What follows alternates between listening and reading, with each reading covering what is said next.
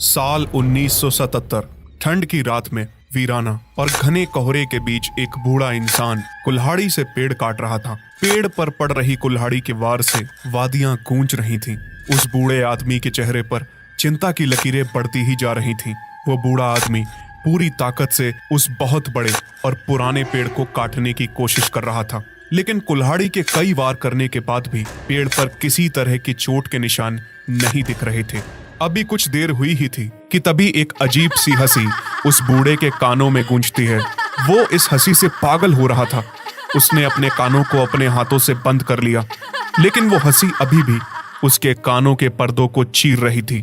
थोड़ी देर तड़पने के बाद वो बूढ़ा पेड़ से कुछ दूर पर जाकर गिर जाता है और तभी उस वादी में एक अजीब सी महक बिखर जाती है। यह रात रानी के फूलों की महक थी। वो बूढ़ा इस महक से परिचित था, जिसके बाद वो बहुत डर जाता है और खुद से कहता है, वो आ गई, आज फिर से कोई मरेगा। और ये कहते हुए वो बेहोश हो जाता है। सुबह के समय देवगढ़ के तालाब के किनारे लोगों की भीड़ जमा थी। तभी एक रौबदार इंसान कार से उतरकर उस तालाब के किनारे जमा भीड़ की ओर आगे बढ़ जाता है। उसे देखकर लोग आदर से सर झुका रहे थे। यह इस कस्बे के जमींदार ठाकुर कमल नारायण जी थे। तालाब पर पहुंचकर ठाकुर साहब ने देखा कि एक 30 से 35 साल के आदमी की लाश पड़ी हुई थी। उसे देखकर ऐसा लग रहा था मानो उसे किसी जंगली जानवर ने नोच नोच कर खाया हो। उसकी पहचान कर पाना लगभग नामुमकिन था। उसकी आंखें गायब थीं और उसका पूरा शरीर सफेद हो चुका था, मानो उसके शरीर से किसी ने पूरा खून निचोड़ लिया हो। गांव के सरपंच दीनानाथ ने ठाकुर कमल नारायण के पास जाकर कहा, ठाकुर साहब, हमारे गांव में ना जाने किसका श्राप लगा हुआ है। अगर इसी तरह से यहाँ लोगों की मौत होती रही तो एक दिन हमारा गांव वीराना हो जाएगा। ठाकुर साहब ने कहा, सरपंच जी, आप चिंता मत कीजिए। हमने चिट्ठी भेजी है, जल्द ही हमारी मदद के लिए यहाँ पुलिस आएगी। हम कल उस कातिल को जरूर पकड़ लेंगे। तब तक आप सभी लोग अपना अपना ख्याल रखिए और कोशिश करिए कि शाम ढलने के बाद कोई भी इंसान अपने घर के बाहर ना निकले। उस लाश को जलाने के बाद ठाकुर कमल नारायण वहां से चले जाते हैं। वो कार में बैठ किसी गहरी सोच में डूबे हुए थे। आज से पहले ऐसी चिंता की लकीरें उनके चेहरे में पहले कभी नहीं देखी गई थी। देवगढ़ शहर हिमालय की वादियों के बीच बसा पश्चिम बंगाल का एक पहाड़ी गांव था। यहाँ के जमींदार ठाकुर कमल नारायण थे, जिनके यहाँ लकड़ी के कारखाने और चाय बागान का बड़ा कारोबार था। उन्होंने यहाँ के लोगों को रोजगार दे रखा था। उनके फार्म में काम करने के लिए बाहर से भी लोग आते थे, लेकिन ना जाने क्यों वो किसी न किसी हादसे में मारे जाते थे। ऐसी घटनाएं पिछले कुछ सालों से बढ़ती ही जा रही थीं। सुबह का समय घने कोहरे से ढके पहाड़ों के बीच बसे देवगढ़ गांव में ठाकुर कमल नारायण की हवेली में काम करने वाले जोरावर और संतू बैठे बातें कर रहे हैं। जोरावर चिंतित होकर संतू से कहता है, यार संतू, पिछले कुछ सालों में हमारे गांव में अजीबोगरीब घटनाएं बढ़ रही हैं। ठाकुर साहब के फार्म में काम करने वाले लोग किसी न किसी हादसे में मारे जा रहे हैं। संतू ने सिर हिलाते हुए कहा, हाँ यार, तुम्हारी बात सच है, लेकिन मुझे इन घटनाओं की वजह समझ नहीं आ रही है। जोरावर ने आवाज धीमी करते हुए कहा, कुछ लोग कहते हैं कि ठाकुर साहब की हवेली में कोई प्रेत आत्मा है, जिसे ठाकुर साहब के पिताजी ने गांव वालों की रक्षा के लिए कैद कर रखा है। मुझे तो लगता है हो ना हो वो प्रेत आत्मा कैद से बाहर आ चुकी है और वही लोगों को मार रहा है। संतू ने डरते हुए कहा, प्रेत? कैसी बहकी बहकी बातें कर रहे हो तुम? क्या तुम ठाकुर साहब को बदनाम करना चाहते हो? अगर ऐसा होता तो वो प्रेत ठाकुर साहब और उनकी बेटी को भला क्यों बख्शता? और तो और उनकी हवेली में काम करने वाला आज तक कोई क्यों नहीं मरा? ये सब बकवास बातें हैं। जोरावर संतू के कानों में फुसफुसाते हुए कहता है, मैं सच कह रहा हूँ। ठाकुर साहब की हवेली के नीचे बने तहखाने में एक शैतानी ताकत कैद है। तभी ठाकुर की हवेली में काम करने वाली महिला लता वहां आती है। लता ने संतू को देखकर कहा, संतू, तुम यहाँ क्या कर रहे हो? संतू लता को देखकर मुस्कुराता है। लता, मैं जोरावर से बातें कर रहा था। लता जोरावर को देखकर कहती है, जोरावर भाई, क्या आपने सुना? ठाकुर साहब के फार्म में एक और हादसा हो गया है। जोरावर और संतू एक साथ कहते हैं, क्या फिर से कोई मारा गया? लता ने गंभीरता से कहा, हाँ, एक मजदूर लकड़ी के लट्ठे के साथ पता नहीं कैसे मशीन की ओर खिंचता चला गया और वो भी उस लकड़ी के साथ ही कट गया। जोरावर और संतू एक दूसरे को देखते हैं। जोरावर फुसफुसाहट भरी आवाज में कहता है, यह सब बहुत अजीब है। मैं अभी भी कहता हूँ यह सब उसी प्रेत का किया धरा है। संतू ने कहा, पिछले 1 साल से ऐसी घटनाएं बढ़ती ही जा रही हैं। हो ना हो इन सब के पीछे किसी न किसी आदमी का हाथ है। मैं इन बातों का पता लगा कर रहूंगा। यह कहते हुए संतू वहां से चला जाता है। रात का सन्नाटा था। चांद की रोशनी से नहाया हुआ ठाकुर कमल नारायण का घर शांति और कोहरे से ढका हुआ था। ठाकुर कमल नारायण घर के बरामदे में बैठे हुए थे। ठाकुर कमल नारायण खुद से कहते हैं, आज रात मुझे कुछ अजीब सा महसूस हो रहा है। लगता है जैसे कोई मुझे देख रहा है। कितनी डरावनी है आज की रात। तभी अचानक पूरे घर में रात रानी के फूलों की महक फैलने लगती है। ठाकुर कमल नारायण हैरानी से, नहीं, आज नहीं, मैं आज किसी को नहीं मरने दूंगा। ये कहते हुए ठाकुर कमल नारायण उठते हैं और घर के अंदर जाते हैं। जैस्मीन के कमरे के बाहर ठाकुर साहब ने जोर जोर से दस्तक देनी शुरू की। बेटी जैस्मिन, दरवाजा खोलो। जैस्मिन, दरवाजा खोलो। मैं आज तुम्हें कहीं नहीं जाने दूंगा। ठाकुर कमल नारायण जैस्मिन के कमरे का दरवाजा तोड़कर कमरे के अंदर जाते हैं, लेकिन जैस्मिन का कमरा खाली था। ठाकुर कमल नारायण ने एक बार फिर से जोर से आवाज लगाई, जैस्मिन। तभी उन्हें जैस्मिन की आवाज सुनाई देती है। पिताजी, मैं यहाँ हूँ। ठाकुर कमल नारायण आवाज की तरफ दौड़ते हैं। यह आवाज घर के बगीचे से आ रही थी। ठाकुर कमल नारायण बगीचे में दौड़कर जैस्मिन को पुकार रहे थे, जैस्मिन, जैस्मिन। लेकिन जैस्मिन वहां नहीं थी। ठाकुर कमल नारायण को कुछ अजीब सा दिखता है। वो हैरान होकर खुद से कहते हैं, है? ये क्या? उन्हें रात रानी का एक बहुत बड़ा फूल दिखाई देता है। वो कहते हैं, ये कैसे हो सकता है? रात रानी का इतना बड़ा फूल कैसे हो सकता है? वो उस फूल की ओर आगे बढ़ते हैं। फूल के पास पहुंचकर वो देखते हैं कि उसके अंदर जैस्मीन का चेहरा दिखाई देता है। जैस्मीन मुस्कुराते हुए कहती है, पिताजी, मैं यहाँ हूँ। उसके बाद जैस्मीन का चेहरा एक भयानक और डरावने रूप में बदल जाता है। जैस्मीन की आंखें किसी अंधेरी खाई की तरह काली हो चुकी थी। उसकी नाक से खून बह रहा था। उसके मुंह से बदबूदार झाग निकल रहा था। उसके झुर्रीदार चेहरे की चमक गल कर गिर रही थी। उसकी भयानक हंसी और उसके रूप ने ठाकुर कमल नारायण को पूरी तरह से डरा दिया था। ठाकुर कमल नारायण डर के मारे चिल्लाते हुए कहते हैं, नहीं, कौन है तू और मेरी बेटी को छोड़ क्यों नहीं देती? यह कहते हुए वो उसी बगीचे में बेहोश हो जाते हैं। कुछ देर बाद ठाकुर हताश होकर अपने घर के अंदर लौट आते हैं और अपने पिता की तस्वीर से बातें करते हुए कहते हैं, पिताजी, ये कौन सा श्राप है जिसने हमारे पूरे वंश को निगल लिया है? पहले आप ना जाने अचानक कहाँ चले गए, फिर मेरा छोटा भाई भी इस दुनिया को छोड़कर चला गया। अब इस शैतान ने मेरी बेटी को भी अपने वश में कर लिया है। मैं कैसे अपनी बेटी को बचाऊं? मैं क्या करूं? यह कहते हुए वो तस्वीर के सामने रोने लगते हैं। बंगाल का पुलिस हेडक्वार्टर। इंस्पेक्टर अभय से पुलिस कमिश्नर वासु चटर्जी कहते हैं, देखो अभय, तुम मेरे सबसे फेवरेट कॉप हो। मैंने नोटिस किया है कि तुमने कई महीनों से नक्सलियों की कमर तोड़ने के जुनून में आराम तक नहीं किया है।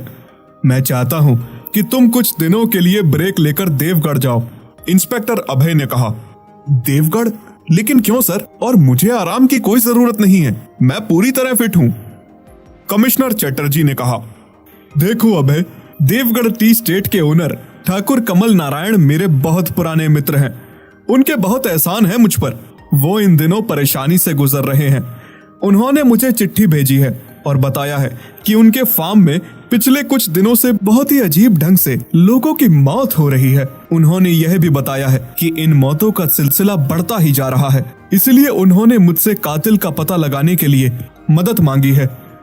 इंस्पेक्टर अभय ने कमिश्नर की बात को रोकते हुए कहा, लेकिन सर, देवगढ़ तो यहाँ से बहुत दूर है और वहां तो कोई पुलिस चौकी भी नहीं है। कमिश्नर ने अपनी बात को आगे बढ़ाते हुए कहा, इसलिए मैं तुम्हें वहां कुछ दिनों के लिए ही भेज रहा हूं। तुम वहां ऑफिशियल तौर पर नहीं जा रहे हो। तुम वहां हो रही इन घटनाओं के पीछे के रहस्य का पता करके कातिल को पकड़ो। ये मुझे नहीं लगता कि ज्यादा कठिन काम है। मैंने तुम्हारे साथ जाने के लिए 3 सिपाहियों को भी कह दिया है और इस बहाने तुम्हें एक हिल स्टेशन का वेकेशन भी मिल जाएगा। अभय ने कुछ सोचकर कहा, ओके सर, तो मैं आज ही देवगढ़ के लिए निकलता हूं, लेकिन आपसे एक रिक्वेस्ट है, मैं वहां अकेला ही जाऊंगा। कमिश्नर ने कहा, ठीक है, जैसी तुम्हारी मर्जी। इसके बाद इंस्पेक्टर अभय देवगढ़ की ओर अपनी कार लेकर निकल जाता है। आधी रात का समय हो चुका था। एक सुनसान रास्ते पर इंस्पेक्टर अभय की कार तेजी से गुजर रही थी। तभी एक कच्ची सड़क पर कार आकर रुक जाती है। इंस्पेक्टर अभय ने खुद से कहा, ये क्या, ये सड़क तो खत्म हो गई, ये तो कच्ची सड़क है, लगता है यही देवगढ़ जाने का रास्ता है। इंस्पेक्टर अभय ने कार से उतरकर इधर उधर देखा तो उसे सड़क किनारे एक पुराना बोर्ड लगा हुआ दिखा, जिस पर लिखा था देवगढ़ 35 किलोमीटर। इंस्पेक्टर अभय ने अपनी कार उसी कच्ची सड़क पर मोड़ दी और देवगढ़ के उस वीराने रास्ते पर बढ़ चला। अभय को देवगढ़ पहुंचते हुए काफी रात हो चुकी थी। ठंड और घने कोहरे की वजह से रास्ते को देख पाना बहुत मुश्किल हो रहा था, इसलिए इंस्पेक्टर अभय कार धीरे धीरे चलाते हुए आगे बढ़ रहा था।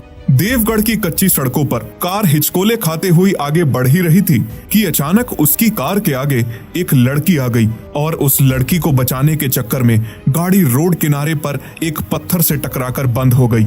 अभय कार से बाहर निकला और लड़की की ओर दौड़ा। लड़की जमीन पर बेहोश पड़ी थी। अभय ने उसे उठाया और उसकी ओर ध्यान से देखा। लड़की बहुत खूबसूरत थी, उसकी आंखों में गजब की कशिश थी।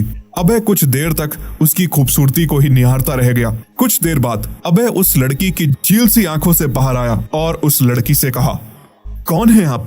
आपको चोट तो नहीं लगी? और आप इस वीराने में क्या कर रही हैं? उस लड़की ने अभय को बताया कि वो किसी काम से शहर गई हुई थी, लेकिन यहाँ आते आते रात हो गई थी। शायद थकान की वजह से चक्कर आ गया था, इसलिए वो कार के सामने आ गई थी। अभय ने उस लड़की से कहा, कोई बात नहीं, आप परेशान मत होइए, मैं भी आपके गांव ही जा रहा हूँ, आइए आप मेरे साथ चलिए। अभय ने उस लड़की को सहारा देकर उठाया और अपनी कार के पास ले गया। वो दोनों कार में बैठकर रास्ते में चल ही रहे थे कि अचानक तेज आंधी तूफान के साथ बारिश शुरू हो जाती है। इस तेज तूफान में उनका आगे बढ़ना मुश्किल हो रहा था। अभय की कार धीरे धीरे बढ़ ही रही थी कि तभी एक पेड़ टूटकर सड़क पर गिर गया। वो दोनों इस पेड़ से टकराने से बाल बाल बचे थे। अभय ने कहा, हम अब यहाँ से आगे नहीं चल सकते, हमें यहीं रुककर तूफान के थमने का इंतजार करना होगा और फिर कोई दूसरा रास्ता ढूंढना होगा। तभी उस लड़की ने कहा, हमारा यहाँ रुकना सही नहीं है। शायद आपको इन पहाड़ी बारिश का अंदाजा नहीं है, ये कितनी खतरनाक होती है। मैं जानती हूँ, यही पास में ही एक पुरानी हवेली है, हमें वहाँ जाकर रुकना चाहिए। अभय ने कार को उस लड़की के बताए अनुसार उस पुरानी हवेली की ओर मोड़ दिया और कुछ देर की ड्राइव के बाद वो दोनों उस हवेली में पहुंच गए। यह एक पुरानी और खंडर हवेली थी, लेकिन उस तूफानी रात में उनके लिए यही इकलौता सहारा था। हवेली के अंदर जाने का रास्ता घनी लताओं से ढका हुआ था, जो हवेली को एक भयानक रूप दे रही थी। टूटी हुई खिड़कियों के अंदर घुसने वाली हवा एक भयानक सिसकी की तरह लग रही थी। हवेली के दरवाजे जंग लगे थे और उनके चारों ओर मकड़ी के जाले फैले हुए थे। हवेली के अंदर का माहौल अंधेरा और दम घोटू था। जर्जर सीढ़ियां, टूटे हुए फर्नीचर और धूल से भरी मंजिलें हवेली को एक भयानक जगह बना रही थी। हवेली के अंदर अभय ने उस लड़की से पूछा, आपने अपना नाम नहीं बताया? लड़की ने एक मादक मुस्कान बिखेरते हुए कहा, मेरा नाम जैस्मिन है। अभय ने कहा, जैस्मिन बहुत ही प्यारा नाम है, जैसे आपका नाम है वैसे ही आपकी महक है। जैस्मिन को ठंड लग रही थी। अभय ने आग लगाई वो दोनों आग के पास बैठ गए। जैस्मिन के कपड़े गीले थे। जैस्मिन अपने बदन को अपने हाथों से छुपाने की कोशिश कर रही थी। अभय जैस्मिन की खूबसूरती में खोता जा रहा था। एकाएक अभय ने जैस्मिन को अपनी ओर खींच लिया और उसे अपनी बाहों में भर लिया। जैस्मिन ने समझ न आने वाली भाषा में कुछ बुदबुदाया। उसके बाद अभय जैस्मिन के सम्मोहन में खोता चला गया। जैस्मिन की ठंडी त्वचा अभय के स्पर्श से थरथरा रही थी। अभय ने जैस्मिन के चेहरे को अपनी हाथों में लिया और उसकी आंखों में देखा। जैस्मिन भी बड़ी ही मदहोशी से अभय को देख रही थी। अभय ने धीरे से जैस्मिन के हाथों पर चुंबन किया। जैस्मिन ने अपनी आंखें बंद कर ली और अभय के स्पर्श का आनंद लिया और उसके शरीर की गर्माहट में खो गई। अभय ने जैस्मिन के होठों को चूमा और उसे अपने कंधे पर उठाकर बिस्तर पर ले गया। कुछ देर के बाद अभय की नींद खुली। जैस्मिन बिस्तर पर लेटी थी। उसके चेहरे को उसके लंबे काले बालों ने ढक रखा था। अभय ने जैस्मिन के चेहरे से बाल हटाए तो डर के मारे उसकी आंखें फटी रह गईं। अभय जिस खूबसूरत चेहरे को देख रहा था वो अब एक डरावना रूप ले चुका था। अभय ने अपनी पिस्तौल देखी, वो दूर रखी हुई थी। वो उसे लेने के लिए बिस्तर से उठा, लेकिन वो पूरी ताकत लगाने के बाद भी बिस्तर से उठ नहीं पा रहा था। उसे जैस्मिन ने पकड़ रखा था। बड़ी ही अजीब आवाज में जैस्मिन की हंसी उस हवेली में गूंजने लगी थी। जैस्मिन ने अभय के शरीर में अपने बड़े बड़े नाखूनों से कई बार वार कर उसे घायल कर दिया था। चोट लगने की वजह से अभय का शरीर पैरालाइज हो चुका था। वो मकड़ी के जाल में फंसे किसी पतंगे की तरह केवल तड़प रहा था। जैस्मिन अपने दो मुंहे सांप नुमा जीभ निकालकर लपलपाती हुई अभय की छाती पर बैठ गई। इस समय जैस्मिन बहुत डरावनी लग रही थी। उसने अभय को अपनी नुकीले गंदे दांतों से कुछ जगह काट दिया और उसका पूरा खून पी लिया। रात 3 बजे जैस्मिन दौड़ते हुए अपने घर में घुसती है। ठाकुर कमल नारायण की आंखों में नींद नहीं थी। वो जैस्मिन के इंतजार में बैठे हुए थे। कमल नारायण ने देखा जैस्मिन का चेहरा पूरी तरह से खून से सना हुआ था। उन्होंने जैस्मिन को आवाज देकर रोका, लेकिन जैस्मिन ने जैसे ही पलटकर उनकी ओर देखा, वो उसका भयानक रूप देखकर बहुत डर गए और कुछ बोल न सके। जैस्मिन ने अपने कमरे का दरवाजा बंद कर लिया। ठाकुर कमल नारायण जान चुके थे कि आज फिर जैस्मिन ने किसी को मार डाला है, लेकिन वो चाहकर भी ये सब किसी को बता नहीं सकते थे, क्योंकि वो अपनी बेटी को बचाना चाहते थे। उन्हें पता था कि उनकी बेटी जैस्मिन के शरीर में कई शैतान हैं। काफी प्रयास करने के बावजूद भी इस शैतान को उनकी बेटी से अलग नहीं किया जा सकता था। कुछ गांव वालों की भीड़ तालाब किनारे लगी हुई थी। तभी किसी ने आवाज लगाई, हरिया, ओ हरिया, सुनो, इधर आओ, देखो क्या हो गया है, जल्दी आओ। यह बिरजू की आवाज थी, जो लोगों को तालाब के पास बुला रहा था। गांव के कुछ लोगों में से किसी ने कहा, अरे वहां देखो, बिरजू ना जाने क्यों चीख रहा है, जरूर कोई बात है, चलो चलकर देखते हैं। जब गांव वालों ने तालाब के पास जाकर देखा तो वो सभी दंग रह गए। आज फिर एक लाश तालाब के पास मिली थी। भीड़ लाश के पास खड़ी ही थी कि तभी अचानक उन्हें एक बूढ़ा आदमी झाड़ियों के पीछे छिपा हुआ दिखाई देता है। उस बूढ़े को उन लोगों से छिपते हुए एक आदमी ने देख लिया और कहा, बिरजू, ये देखो, यहाँ कोई है और वो हमारी नजरों से बचने के लिए इन झाड़ियों में छिप रहा है। हो सकता है इसी ने लोगों को मारा हो। सभी गांव वाले उस बूढ़े को दौड़ा लेते हैं। कुछ देर पीछा करने के बाद ही वो सभी उस बूढ़े को पकड़ लेते हैं। बिरजू ने उस बूढ़े को झकझोरते हुए कहा, बता, कौन है तू और तू हम लोगों से छिप क्यों रहा था? वो बूढ़ा अपने बचाव में कुछ बोल रहा था, लेकिन उसकी भाषा किसी की समझ में नहीं आ रही थी। तभी वहां ठाकुर कमल नारायण पहुंच जाते हैं और उस बूढ़े को गांव वालों से बचाते हुए कहते हैं, तुम हमें बताओ, कौन हो तुम और यहाँ क्या कर रहे हो? वो बूढ़ा इंसान ठाकुर कमल नारायण को बड़ी ही अजीब निगाहों से देखता रह जाता है। वो शायद कमल नारायण को जानता था, लेकिन उसे कुछ याद नहीं आ रहा था। ठाकुर के कई बार पूछने के बाद उसने एक बार फिर बहुत जल्दबाजी में बताना शुरू किया, लेकिन उसकी बातें किसी के पल्ले ही नहीं पड़ रही थी। उसकी बातें सुनकर ठाकुर कमल नारायण बहुत हैरान थे। कमल नारायण को यह भाषा सुनी हुई लग रही थी। उन्होंने जैस्मिन के मुंह से भी इसी तरह की भाषा सुन रखी थी। कमल नारायण को समझ आ चुका था कि इस बूढ़े का संबंध जैस्मिन के शरीर में समाये हुए एक प्रेत से जरूर है। उन्होंने बूढ़े को मारने से रोका और उसे अपने साथ अपनी हवेली लेकर आ गए, लेकिन वो बूढ़ा उनकी हवेली में जाने को तैयार ही नहीं था। बहुत मशक्कत करने के बाद ही उसे घर के अंदर लाया जा सका, लेकिन रात में ही वो हवेली से भाग गया और एक बार फिर उसी पेड़ को काटने की कोशिश करने लगा।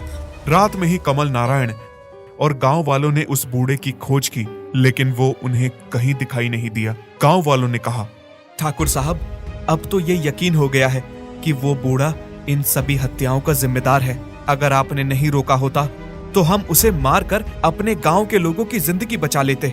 ठाकुर कमल नारायण चुपचाप गांव वालों की बातों को सुन रहे थे। उन्हें पता था कि इन हत्याओं का असली जिम्मेदार कौन है, लेकिन वो बूढ़े को खोजना चाहते थे। उन्हें यकीन था कि उसका जैस्मिन से कोई न कोई ताल्लुक जरूर है। सुबह के 8 बजे ठाकुर कमल नारायण का भतीजा जो शहर में रहता था, वो ठाकुर को बिना बताए ही घर आ जाता है। आदित्य ने ठाकुर कमल नारायण से कहा, ताऊ जी, मैं आ गया। ठाकुर कमल नारायण आदित्य को देखकर बहुत खुश हो जाते हैं और उसे गले से लगाते हुए कहते हैं, मेरे बच्चे, तुम कितने बड़े हो गए, लेकिन तुम यहाँ अचानक क्यों आ गए? मुझे बता दिया होता, मैं तुमसे मिलने के लिए आ जाता। तुम्हें यहाँ नहीं आना चाहिए था। आदित्य ने कहा, ताऊ जी, क्या मैं आपसे मिलने घर भी नहीं आ सकता? अब मैं कुछ दिनों तक आपके साथ यहीं रहूंगा। मैंने इस बार लंबी छुट्टी ली है। आदित्य एक डॉक्टर था जो शहर में अपनी माँ के साथ रहता था। आदित्य ठाकुर कमल नारायण के भाई का बेटा था, जिसकी काफी समय पहले ही मौत हो चुकी थी। ठाकुर ने आदित्य को अपने से दूर जानबूझकर रखा था। वो नहीं चाहते थे कि उसकी जिंदगी को कोई खतरा हो। कमल नारायण चाहकर भी आदित्य को मना नहीं कर सके और बुझे मन के साथ उसे अंदर आने के लिए कहा। कमल नारायण ने कहा, ठीक है बेटा, अपना सामान ले आओ। आदित्य ने पूछा, ताऊ जी, जैस्मिन दीदी दिखाई नहीं दे रही, वो कहाँ है? ठाकुर कमल नारायण ने हिचकिचाते हुए कहा, उसकी तबीयत ठीक नहीं है। वो अपने कमरे में आराम कर रही है। ठाकुर ने इतना कहा ही था कि अचानक जैस्मिन उसके सामने खड़ी हो गई। उसकी आंखों में अजीब सी खामोशी थी और चेहरे के भाव बिल्कुल शून्य थे। जैस्मिन को देखकर आदित्य ने कहा, अरे जैस्मिन दीदी, आप? मैं अभी आपके बारे में ही ताऊ जी से पूछ रहा था। उन्होंने बताया कि आपकी तबीयत खराब है। बताइए, क्या हुआ है? आखिर आपका भाई शहर का जाना माना डॉक्टर है। मैं आपकी परेशानी को जड़ से खत्म कर दूंगा। जैस्मिन ने एक डरावने अंदाज में कहा, तुम आ गए हो। अब मैं खुद अपनी परेशानी को जड़ से समाप्त कर दूंगी। मुझे न जाने कब से इसी दिन का इंतजार था। ठाकुर कमल नारायण ने जैस्मिन की बातों को काटते हुए कहा, आदित्य, आओ, मैं तुम्हें कमरा दिखा देता हूँ। रात के 1 बजे आदित्य अपनी नींद में बेचैन था। उसे अजीब सी आवाजें सुनाई दे रही थी। वो आवाजें ऐसी थी जैसे कोई खिड़की पर खरोच रहा हो। आवाजें तेज होती जा रही थी। अचानक खिड़की जोर से खुली। आदित्य की सांसें थम गई। खिड़की के बाहर अंधेरा था, लेकिन आदित्य को खिड़की पर एक अजीब सी आकृति दिखाई दे रही थी। ये जैस्मिन थी जो हवा में उड़ रही थी। आदित्य ने हिम्मत जुटाई और जैस्मिन पर टॉर्च की रोशनी की। जैस्मिन इस वक्त पूरी तरह से पतली हुई थी। वो भयानक रूप में थी। उसके चेहरे पर खून के धब्बे थे और उसकी आंखें लाल थीं। उसके बाल बिखरे हुए थे और उसके कपड़े फटे हुए थे। वो एक भयानक मुस्कान बनाए हुए एकटक आदित्य को देख रही थी। आदित्य, वो चिल्लाना चाहता था, लेकिन उसकी आवाज नहीं निकल रही थी। ऐसा लग रहा था कोई अदृश्य हाथ उसका गला दबा रहा हो। वो भागना चाहता था, लेकिन वो हिल भी नहीं पा रहा था। वो वहां बस लेटा हुआ था, डर के मारे जकड़ा हुआ जैस्मिन को देख रहा था। तभी जैस्मिन आदित्य के पास आई। वो धीरे धीरे आदित्य के ऊपर छा गई और उसके चेहरे के पास झुक गई। आदित्य ने उसकी सांसों में खून की गंध महसूस की। जैस्मिन ने बड़े ही डरावनी आवाज में आदित्य से कहा, मैं तुझे नहीं छोड़ूंगी। मैं तुझे कब से मारना चाह रही थी। मैं पूरे ठाकुर खानदान को खत्म कर दूंगी। आदित्य ने कहा, तुम कौन हो और तुम मुझे क्यों मारना चाहती हो? तभी जैस्मिन ने आदित्य का गला पकड़ लिया और उसे जोर से दबाने लगी। आदित्य उससे खुद को छुड़ाने की नाकाम कोशिश कर रहा था, लेकिन जैस्मिन की पकड़ काफी तगड़ी थी। आदित्य की सांसें लगभग थम ही चुकी थी कि तभी खिड़की के बाहर धुआं उठने लगा। उठते हुए धुएं के साथ जैस्मिन की पकड़ ढीली होती जा रही थी और बहुत ही तेज और भयानक आवाज के साथ अचानक जैस्मिन कहीं गायब हो जाती है। आदित्य घबराया हुआ उठा और दौड़कर खिड़की के पास गया। वहां उसने देखा कि किसी ने पेड़ की हरी टहनियों में आग लगा रखी थी। उन्हीं हरी टहनियों से एक धुआं उठ रहा था। आदित्य कमरे के बाहर आता है और सीधे ठाकुर कमल नारायण के कमरे में दस्तक देता है। आदित्य जोर से चीखा, ताऊ जी, दरवाजा खोलिए, जल्दी करिए, दरवाजा खोलिए। ठाकुर कमल नारायण ने दरवाजा खोला। उन्होंने देखा कि आदित्य काफी घबराया हुआ था। वो आदित्य से कुछ पूछ पाते उससे पहले ही आदित्य ने कहा, ताऊ जी, जैस्मिन दीदी, आप मेरे साथ चलिए। आदित्य ताऊ को खींचकर जैस्मिन के कमरे में ले गया। जैस्मिन अपने कमरे में नहीं थी। आदित्य ने कहा, ताऊ जी, मैं सच कह रहा हूँ, जैस्मिन ही थी, लेकिन उसकी शक्ल पूरी तरह से बदली हुई थी और उसने मेरा गला दबाकर मारने की कोशिश भी की थी। आदित्य घबराया हुआ लगातार पड़पड़ाता जा रहा था कि तभी बाथरूम से जैस्मिन बाहर आती है और कहती है, पापा, आदित्य, तुम, आप लोग यहाँ क्या कर रहे हैं? कोई बात है क्या? आदित्य जैस्मिन को देखकर हैरान था। उसे कुछ समझ नहीं आ रहा था। ठाकुर कमल नारायण ने बात को बदलते हुए कहा, नहीं बेटी, कुछ बात नहीं है, बस हमें लगा कोई चोर आ गया है, हम उसे देख रहे थे। आदित्य को कमल नारायण कमरे के बाहर निकाल रहे थे कि तभी आदित्य ने जैस्मिन की ओर देखा। जैस्मिन आदित्य को देखकर अजीब ढंग से मुस्कुरा रही थी। बीती रात की घटना के बाद आदित्य बहुत बेचैन था। उसके दिमाग में बहुत से प्रश्न कौंध रहे थे। वो समझ नहीं पा रहा था कि इतनी जल्दी जैस्मिन उसके कमरे से निकलकर अपने कमरे में कैसे पहुंच गई थी, और जब आदित्य उसके कमरे के बाहर निकल रहा था तब वो उसे देखकर अजीब ढंग से मुस्कुरा क्यों रही थी। इन्हीं सभी बातों को सोचते हुए आदित्य बैठा हुआ था कि तभी उसके घर में काम करने वाली लता उसके लिए चाय लेकर आई। आदित्य को लता ने परेशान देखते हुए कहा, भैया, आप कुछ परेशान लग रहे हैं, क्या तबीयत खराब है आपकी? लता की बातों का अनमाने ढंग से जवाब देते हुए आदित्य ने कहा, नहीं दीदी, ऐसी कोई बात नहीं है, बस कल रात ठीक से सो नहीं पाया। लता ने कुछ सोचते हुए कहा, भैया, अगर आपको आराम से सोना है तो आप कहीं और जाकर रहिए। इस हवेली में आप चैन से सो नहीं पाएंगे। आदित्य ने बड़ी ही गंभीरता से लता की ओर देखते हुए कहा, लेकिन तुम ऐसी बात क्यों कर रही हो? मुझे पूरी बात बताओ। आखिर इस हवेली का ऐसा कौन सा रहस्य है जो मुझे नहीं मालूम? लता ने कुछ याद करते हुए कहा, भैया, मुझे रहस्य का तो पता नहीं, लेकिन मैंने भी यहाँ कुछ न कुछ अजीब महसूस किया है। और मैं जब यहाँ रहती थी तो रात में मैंने अजीब सी आवाजें सुनी हैं। एक रात किसी चुड़ैल ने तो मेरा गला ही दबा दिया था, लेकिन किसी ने मेरी बातों का विश्वास नहीं किया, इसलिए अब मैं रात में यहाँ नहीं रुकती। आदित्य ने लता से पूछा, दीदी, तो क्या आपने ताऊजी से इस बारे में जिक्र नहीं किया था? लता कुछ बोल पाती उससे पहले ठाकुर कमल नारायण वहां पहुंच जाते हैं और लता को देखते हुए कहते हैं, अरे लता, तू अभी चाय लेकर घूम रही है? आदित्य को भूख लगी होगी, जाकर नाश्ते का इंतजाम कर। और हाँ, आज नाश्ता आदित्य की पसंद का ही बनाना। लता वहां से चली जाती है। ठाकुर कमल नारायण ने आदित्य से कहा, आदित्य बेटा, तुम परेशान लग रहे हो, क्या बात है? आदित्य ने कमल नारायण से कहा, ताऊजी, कल रात जो कुछ भी हुआ वो वहम नहीं था। ठाकुर कमल नारायण ने आदित्य से कहा, आदित्य, तुम आओ मेरे साथ।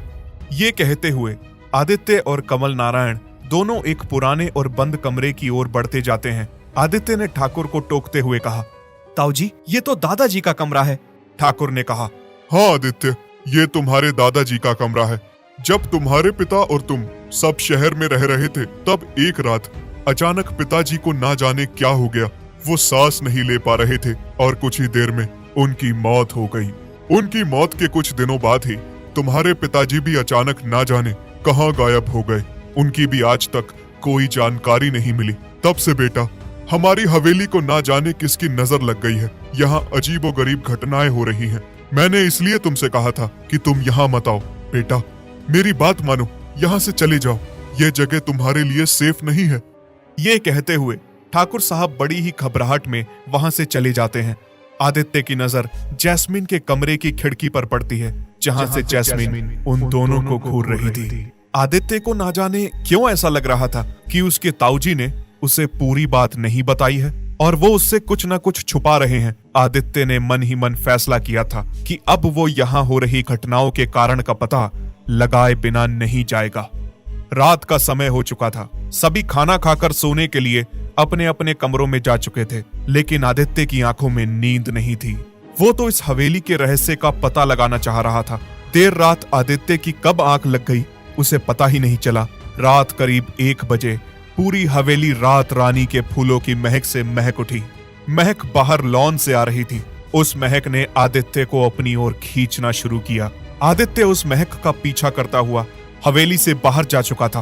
रात काफी सर्द थी। चारों ओर कोहरा और धुंध छाई हुई थी। आदित्य बगीचे से होते हुए घने जंगलों की ओर बढ़ता जा रहा था कि तभी उसे एक पेड़ के पास एक सुंदर सी लड़की खड़ी हुई दिखती है, लेकिन उसका चेहरा पेड़ की ओर था। आदित्य ने मन ही मन सोचा, इस वीराने में एक अकेली लड़की क्या कर रही है? पास जाकर पूछता हूँ। आदित्य जैसे जैसे उस लड़की के पास जाता जा रहा था, उसे कुछ अजीब सी आवाजें सुनाई दे रही थी। वो कुछ ऐसे बड़बड़ा रही थी मानो वो कोई मंत्र पढ़ रही हो। आदित्य ने डरते हुए उस लड़की से कहा, सुनिए, आप कौन हैं और यहाँ क्या कर रही हैं? उस लड़की ने आदित्य की बातों का कोई जवाब नहीं दिया और अपने मंत्रों की गति को और अधिक बढ़ा लिया। आदित्य ने उसे फिर टोकते हुए कहा, सुनिए, आप कौन हैं और आप इस वीराने में क्या कर रही हैं? अगर आप किसी तकलीफ में हैं तो मुझे बताइए, मैं आपकी मदद करूंगा। उस लड़की ने आदित्य की ओर मुड़ना शुरू किया, लेकिन ये क्या, उस लड़की की केवल गर्दन ही घूम रही थी और अपने पीछे लड़की ने पूरी गर्दन घुमा दी। और आदित्य ने देखा कि ये वही शैतान थी जो कल रात उसकी जान लेना चाह रही थी। उस शैतान का भयानक चेहरा देखकर आदित्य की सांसें भारी होने लगी। वो अपने लड़खड़ाते हुए कदमों से पीछे हट रहा था। तभी जंगल में तेज हवा चलने लगी। हवा के शोर और पत्तों की सरसराहट के साथ उस शैतान की बहुत ही डरावनी हंसी जंगल में गूंज रही थी। आदित्य डरकर एक पेड़ के पीछे छुप जाता है। उसने अपने मुंह को अपने हाथों में दबा रखा था। तभी उस शैतान के भद्दे और नुकीले नाखून पेड़ की छाल को खुरचने लगते हैं। आदित्य समझ चुका था कि उसका आज बच पाना मुश्किल है। आदित्य ने शैतान की छाती पर अपनी एक जोरदार लात मारी। शैतान थोड़ा लड़खड़ाया। आदित्य ने देखा कि उस शैतान का भयानक चेहरा और उसकी लाल आंखें उसको जान से मारने के लिए बेताब हो रही थीं। आदित्य वहां से भागना चाह रहा था, लेकिन तभी उस शैतान ने आदित्य को पकड़ लिया। आदित्य उस शैतान की पकड़ से छूटना चाह रहा था, लेकिन लाख कोशिश करने के बावजूद वो उसकी पकड़ को छुड़ा नहीं पा रहा था। आदित्य की सांसें थम रही थीं। उसकी आंखों के सामने अंधेरा छा चुका था। उसकी मौत लगभग उसकी आंखों के सामने दिख रही थी कि तभी वहां चारों ओर धुआं छाने लगा। आदित्य इस धुएं की गंध को जानता था। जैसे जैसे धुआं तेज हो रहा था, शैतान की चीख भी तेज होती जा रही थी। वो उस धुएं की गंध से छटपटाने लगा और आदित्य को छोड़कर इधर उधर तेज आवाज के साथ चीखने लगा। तभी आदित्य ने देखा कि वहीं पास में ही किसी ने पेड़ के पत्तों का ढेर रखकर उसमें आग लगा दी थी। आदित्य के सामने से वो शैतान जंगल में कहीं गुम हो चुका था और पत्तों का धुआं अब आग का रूप ले चुका था। आदित्य इधर उधर देखते हुए सोचने लगा, हाँ, इन पत्तों में आग तो खुद से लग नहीं सकती, तो कोई ना कोई है जो उस शैतान की कमजोरी को जानता है और मेरी जान बचा रहा है। लेकिन कौन है वो और मुझे बचाना क्यों चाह रहा है? आदित्य ये सोचता हुआ वहां से निकल ही रहा था कि तभी एक परछाई पर उसकी नजर पड़ी।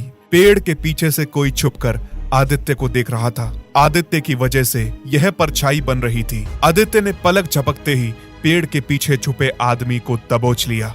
आदित्य ने देखा कि वो एक 80-90 साल का बूढ़ा आदमी था। आदित्य ने उसे पकड़कर पूछा, कौन हो तुम और तुम यहाँ क्या कर रहे हो?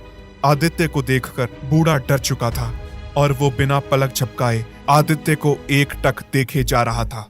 आदित्य को लगा उस बूढ़े को उसकी भाषा समझ नहीं आ रही, इसलिए आदित्य ने उस बूढ़े से इशारों में पूछा, लेकिन उसने आदित्य की बातों का कोई जवाब नहीं दिया। इसी दौरान आदित्य की शर्ट से उसका लॉकेट बाहर आ गया। उस बूढ़े के शरीर में ना जाने अजीब सी ताकत कहां से आ गई। उसने आदित्य के लॉकेट को पकड़ते हुए कहा, आदित्य बेटा तुम। आदित्य बूढ़े इंसान की बात सुनकर हैरान रह गया। अभी कुछ देर तक जिस बूढ़े के मुंह से एक शब्द नहीं निकल रहा था, वो अचानक उसका नाम कैसे पुकार रहा था, और आखिर उसके गले में पड़े लॉकेट को देखकर उस बूढ़े को आदित्य का नाम कैसे पता चला। आदित्य ने बूढ़े से पूछा, आप कौन हैं और आपको मेरा नाम कैसे मालूम? उस बूढ़े की आंखों में आंसू थे। उसने आदित्य को गले लगाते हुए उससे कहा, आदित्य बेटा मैं तुम्हारा पिता हूँ। आदित्य उस बूढ़े की बात सुनकर गुस्सा हो गया और गुस्से में कहा, क्या बक रहे हो तुम मेरे पिता कैसे हो सकते हो? झूठ बोलने से पहले अपनी उम्र तो देख लेते। आज अगर मेरे दादाजी भी जिंदा होते ना, तो वो भी तुमसे जवान होते। तुमने मेरी जान बचाई है, इसलिए मैं तुम्हें इस घटिया मजाक के लिए माफ कर रहा हूँ, वरना इतने बेहुदा मजाक के लिए मैं तुम्हारा मुंह तोड़ देता। ये कहते हुए आदित्य वहां से जाने लगता है। उस बूढ़े ने आदित्य को रोकना चाहा और आदित्य को आवाज देते हुए कहा, आदित्य बेटा मेरी बात सुनो, मैं सच कह रहा हूँ, एक बार मेरी पूरी बात तो सुन लो।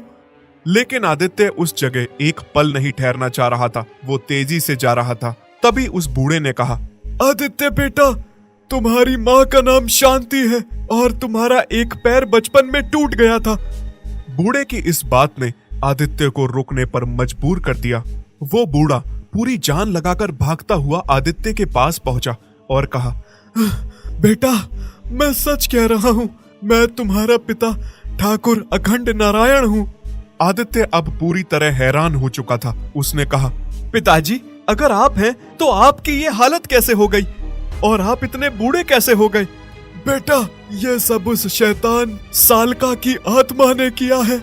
आदित्य ने परेशान होकर पूछा, पिताजी ये सालका कौन है?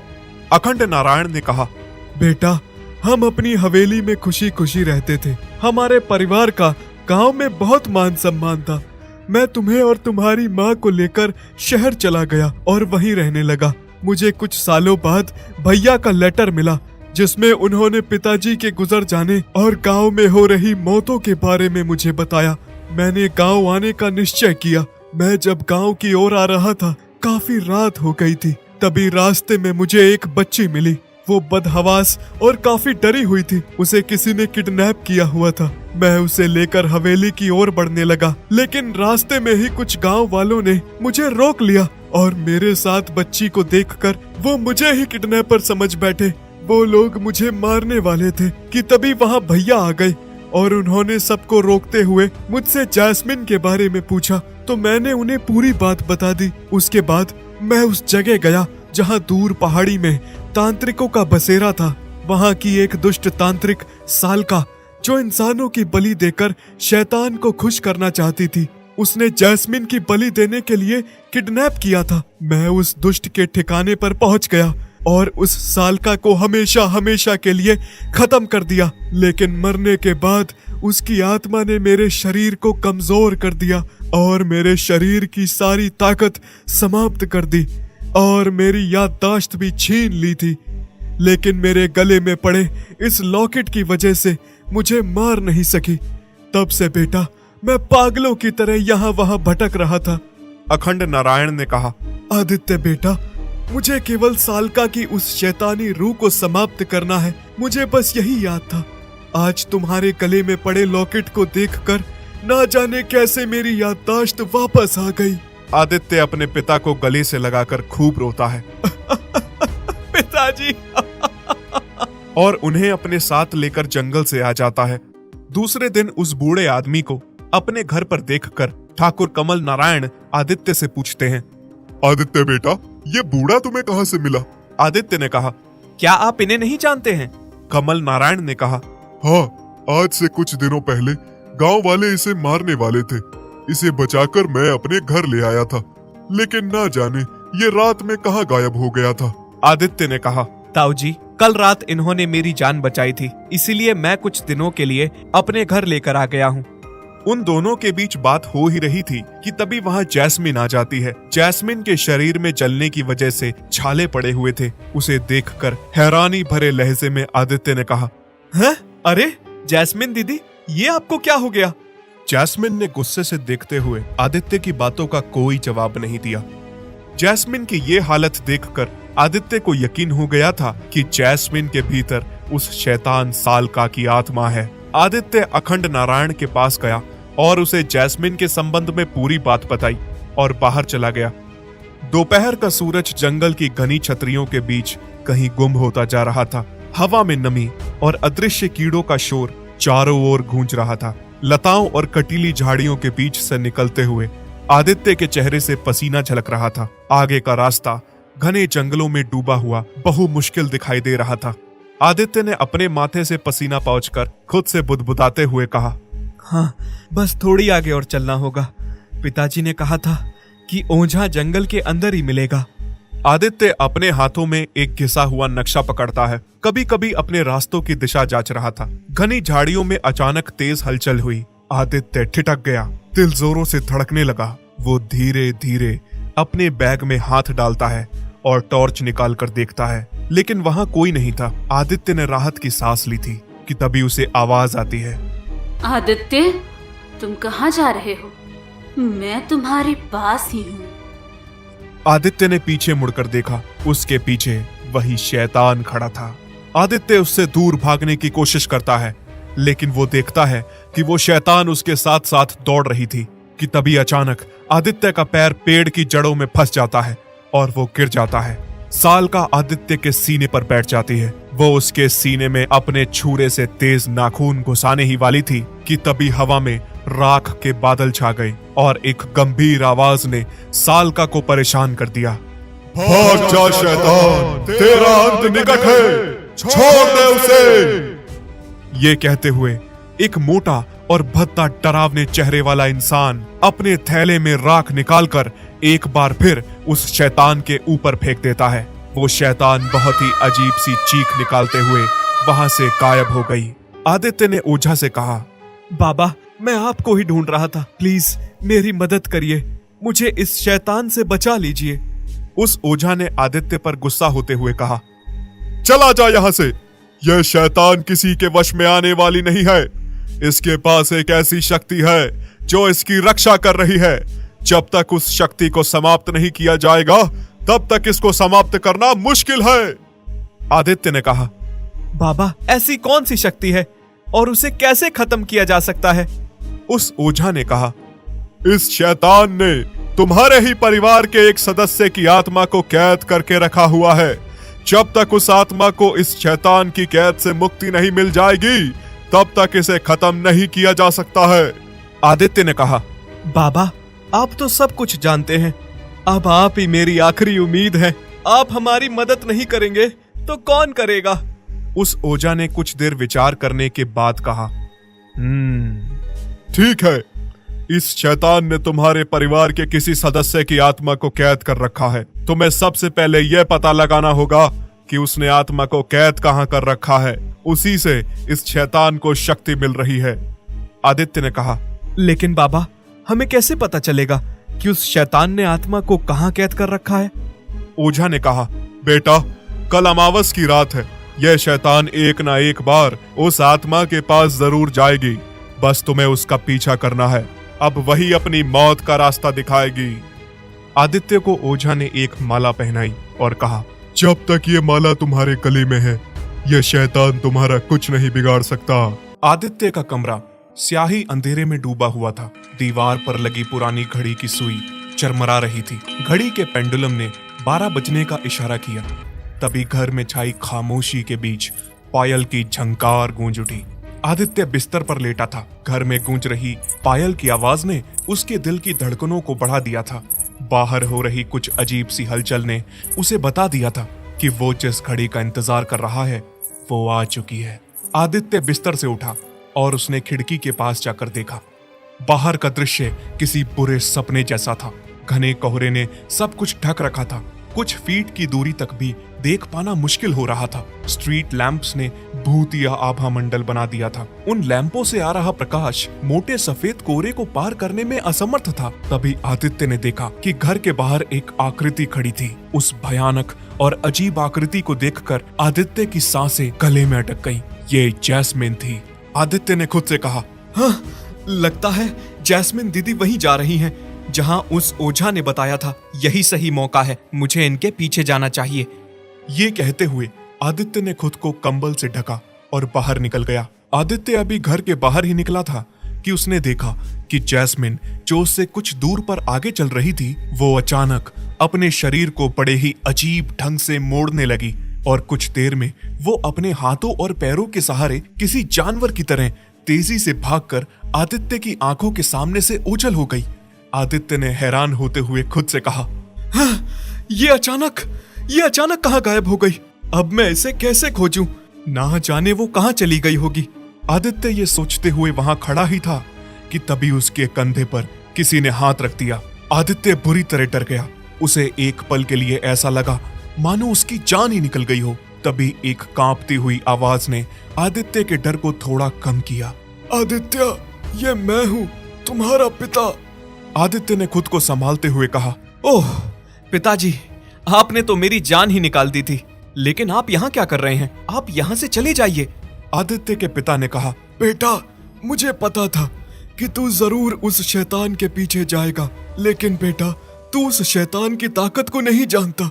उसे पकड़ना आसान नहीं है, इसलिए मैं तेरी मदद करने के लिए तेरे पीछे चला आया। चल बेटा, तुझे मैं बताता हूँ कि वो शैतान कहाँ गया होगा। अब उनके सामने जंगल का रास्ता आ चुका था। घने कोहरे ने स्याही कालेपन को और भी गहरा कर दिया था। अखंड नारायण ने हाथों में जो लालटेन पकड़ रखी थी, उसकी मंद रोशनी जंगल में पेड़ों की अजीब सी डरावनी आकृतियां उकेर रही थी। आदित्य आगे चल ही रहा था कि तभी तेज आवाज के साथ एक टहनी टूटकर आदित्य पर आ गिरी। लेकिन ये क्या, आदित्य को एक खरोच तक नहीं पहुंची और जो टहनी आदित्य के ऊपर गिरी थी वो उसके शरीर से टकराते ही टूट गई। आदित्य को कुछ समझ नहीं आ रहा था कि आखिर ये कैसे हो गया। आदित्य के पिता भी यह देखकर हैरान थे। आदित्य ने अपने पिता का हाथ पकड़ा और कहा, पिताजी, आप ठीक है ना? पिताजी ने कहा, हाँ बेटा, मैं ठीक हूँ, तुझे तो कुछ नहीं हुआ? आदित्य ने कहा, जब तक ये माला मेरे गले में है तब तक वो शैतान मेरा कुछ नहीं बिगाड़ सकता। आप मेरे साथ आइए, मुझे कुछ नहीं हुआ। और वो दोनों एक बार फिर आगे बढ़ गए। आदित्य के पिता के चेहरे पर चिंता की लकीरें स्पष्ट रूप से देखी जा सकती थी। आदित्य से रहा नहीं गया। उसने अपने पिताजी से पूछा, पिताजी, आप कुछ परेशान लग रहे हैं, क्या बात है?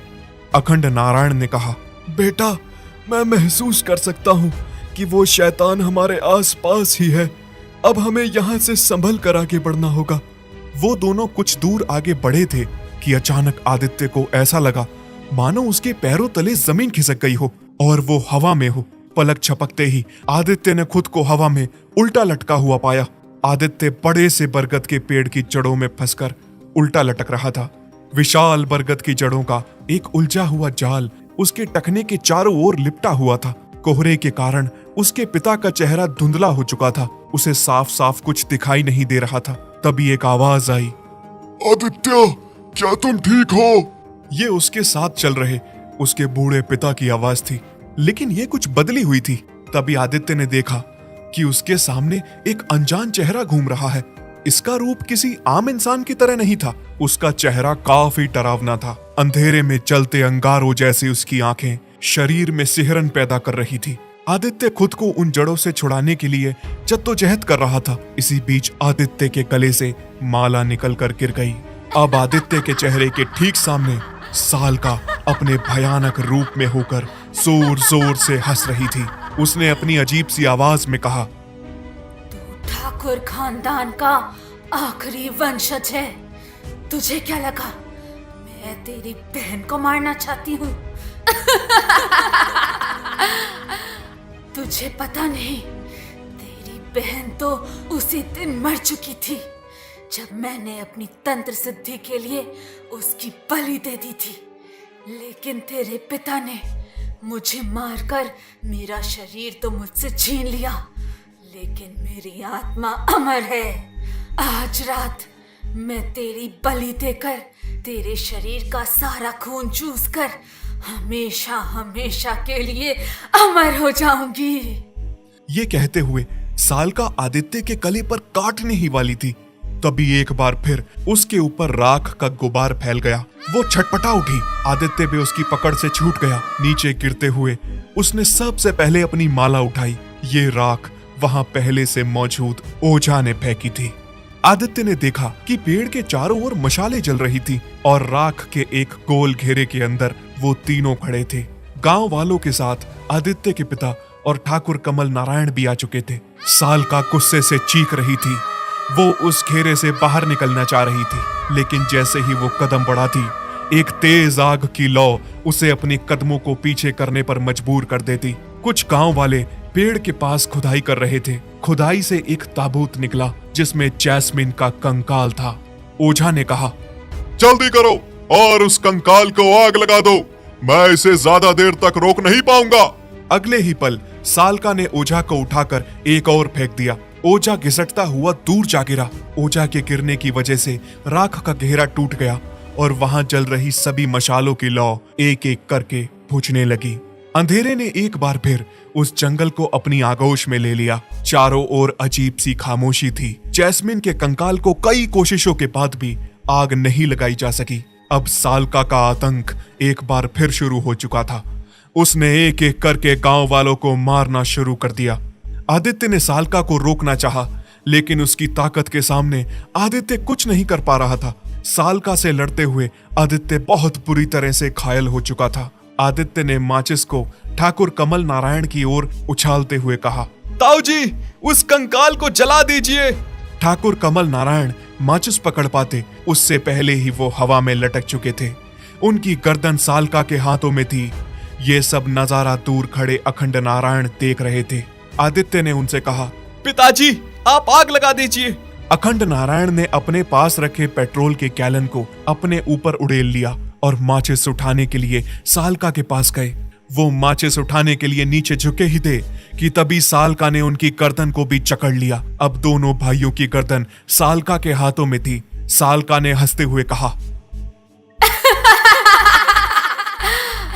आज सारा ठाकुर खानदान मेरे हाथों एक साथ मरेगा। अखंड नारायण, तूने मुझे अमर होने से रोका था।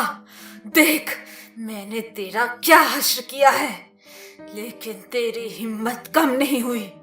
आज भी तू मुझे मारना चाहता है।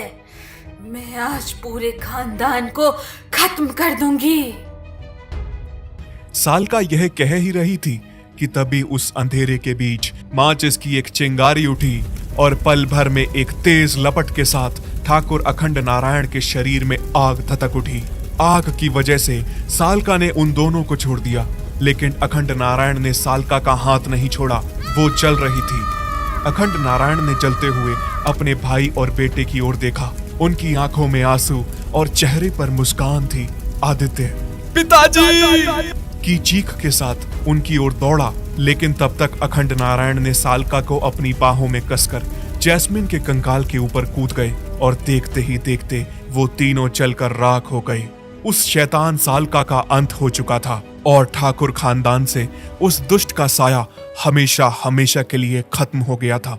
सब वहां से चले गए, लेकिन वो ओझा वहीं रुका रहा। कुछ देर बाद वहां चारों ओर एक बार फिर रात रानी के फूलों की महक फैल गई। उस महक से परेशान होकर ओझा ने कहा, ऐसा कभी नहीं हो सकता, सर्वनाश। अगर आपको हमारी यह हॉरर स्टोरी अच्छी लगी हो तो और भी अच्छी अच्छी हॉरर स्टोरी देखने के लिए हमारे चैनल को सब्सक्राइब करें, लाइक करें, शेयर करें और कमेंट करना ना भूलें।